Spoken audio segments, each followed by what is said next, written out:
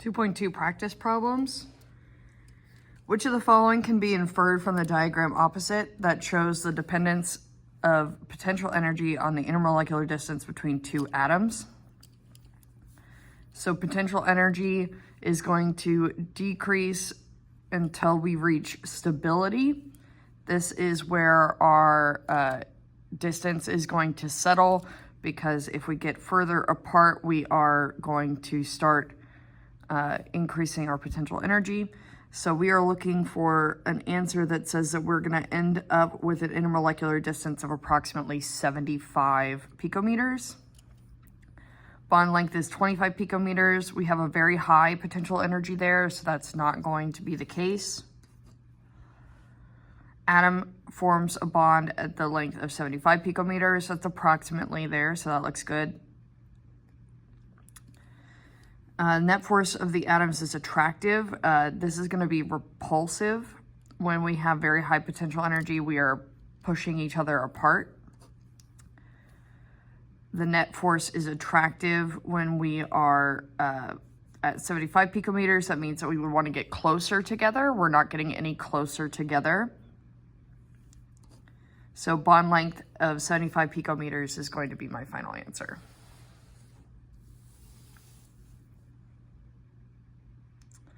Which of the following can be inferred, which of the following graphs correctly shows the relationship between potential energy and internuclear separation of two hydrogen atoms?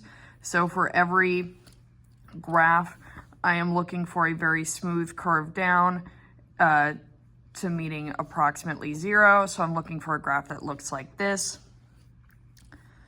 The graph that is closest to that is D. This has a spike of potential energy, and then we go back down. That's not going to happen.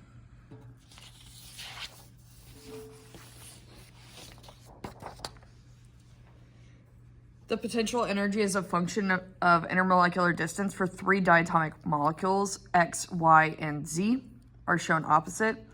Based off of the data of the graph, which of the following correctly identifies the diatomic molecules for X, Y, and Z? So we have our options of hydrogen, nitrogen, and oxygen as our diatomic molecules. Hydrogen is going to be our smallest molecule, so our intermolecular distance should be the smallest. Also, as a reminder, it will be a single bond.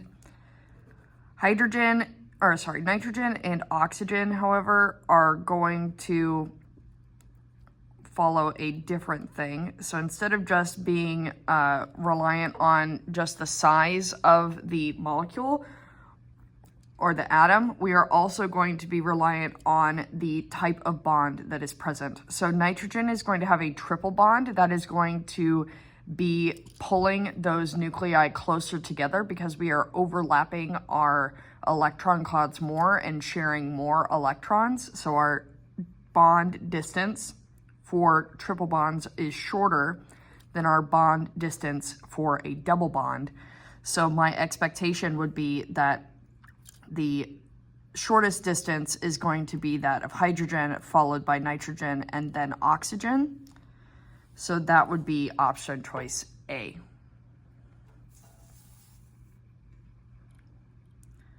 The potential energy of a system of 2 atoms as a function of their internuclear distance is shown in the diagram opposite.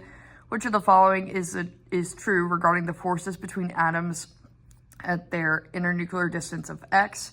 This is where I'm going to settle. This is my happy zone of my intermolecular distance. So that means that I am going to rest there. I'm not being pushed any further. I'm not getting pulled any closer. So A is going to be my choice. The attractive and repulsive forces are balanced, so atoms will maintain the average internuclear distance of X.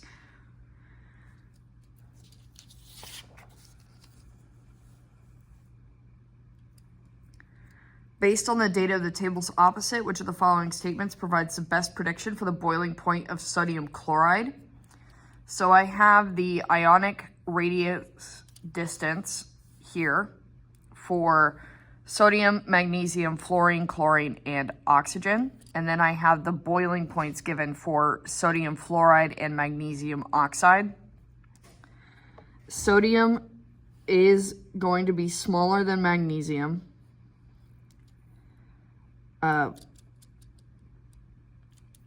In terms of the number of my effective nuclear charge. And I'm looking at the difference in the distance between the sodium fluoride and the sodium chloride right now. So I have a intermolecular distance that's slightly higher. So those two atoms are slightly further apart, which means that my boiling point is going to be slightly less. As my atoms get further apart, my boiling point gets higher. Sorry, my boiling point gets lower. If the atoms are closer together, then they are more attracted. They are harder to break apart, so my boiling point is higher. Small intermolecular distance, high boiling point. So I am looking for a statement that my sodium chloride would have a lower boiling point than sodium fluoride, since my intermolecular distance is going to be higher. First option, I have sodium chloride will have a lower boiling point than sodium fluoride because the Coulombic attractions are weaker than sodium chloride. This is true. That's why ionic radius is going to be larger, is because my Coulombic attractions are weaker. So this is looking good. Sodium chloride will have a boiling point between that of sodium fluoride and magnesium oxide because the covalent characteristics of the bond are intermediate. This is not a covalent bond at all. That is not going to be true. Also, covalent bonds are notoriously have much lower melting points and boiling points. Sodium chloride will have a higher boiling point than magnesium oxide because the ions are spaced farther apart. Ions being spaced farther apart means that my boiling point is going to be lower, so that statement is false. Sodium chloride will have a higher boiling point than magnesium oxide because the energy required to transfer electrons from the anion to the cation is larger. That is not true. My boiling points, my melting points are all going to be dependent on how far apart my actual atoms are.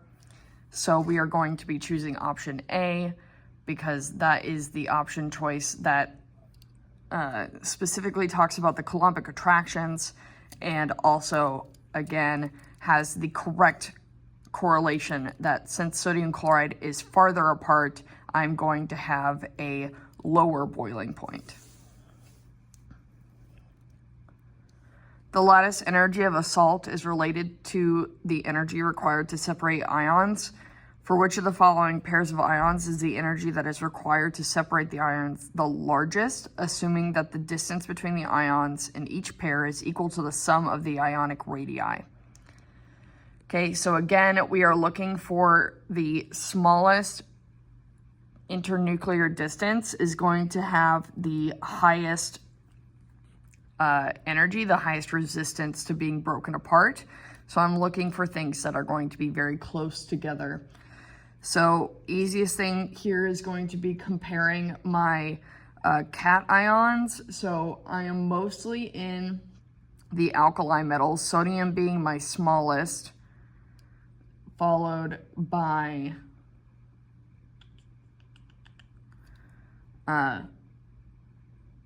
magnesium, second smallest. Then we have cesium versus calcium. Calcium would be my third, then cesium would be my fourth smallest. And looking again at everybody, I'm trying to figure out who is going to have the smallest distance between my atoms. So I'm looking for very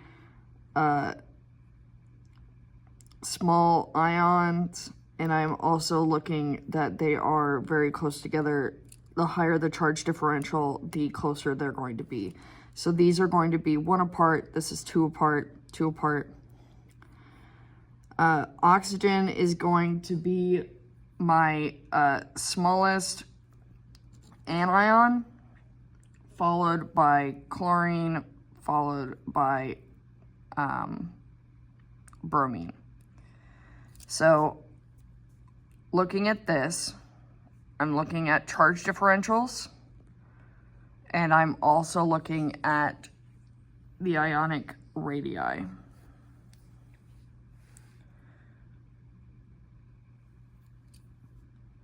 So calcium and oxygen versus magnesium and oxygen, both of those having the larger charge differentials. Magnesium is smaller than calcium.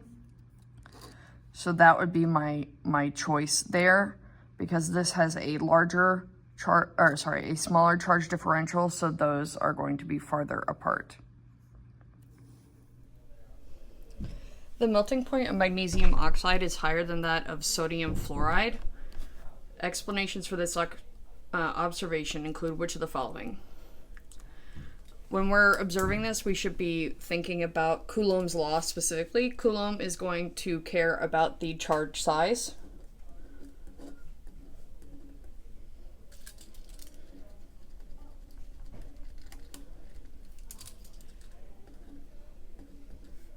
And distance. So the things that are going to affect it are going to be how large the size is of the charge, whether it's +2 or +1, and then the distance, the actual size of the atom. When we are looking at this, our options, we have magnesium being +2 is more positively charged than sodium at +1. So this is going to increase Coulombic attraction. So that would increase the melting point and boiling point. Oxygen -2 is more negatively charged than fluorine -1. Again, we have a larger size differential and therefore a larger Coulombic attraction. Then we have oxygen -2 is smaller than fluorine -1. This is not the case. Anions do get larger as they gain electrons, so this is actively not true. So 1 and 2 are the only correct options here.